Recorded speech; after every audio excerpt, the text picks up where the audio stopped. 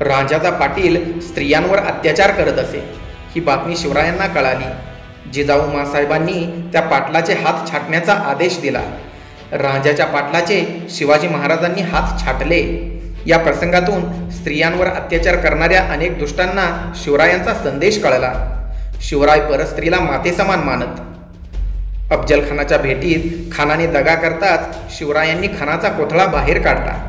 दौलत खानाने दिलेल्या वाघनाख्या वापरून शिवरायांनी अफजल खानाचा वध केला.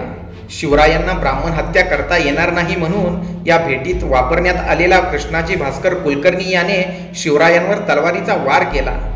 अफजल खानाच्या भेटीत हाच शिवरायांवर एकमात्र वार झाला होता, परंतु कृष्णाजी भास्कर कुलकर्णी याचाही वध केला.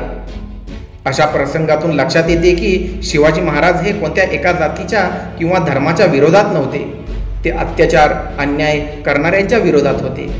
स्वराज्यात रयतेचे सुख बाळगणारे ते मानवतेचे राजे होते. मित्रांनो, व्हिडिओ जर आवडला असेल तर व्हिडिओला लाईक आणि चॅनलला सबस्क्राईब करायला विसरू नका. सोबतच बेल आयकॉन बटन प्रेस करा.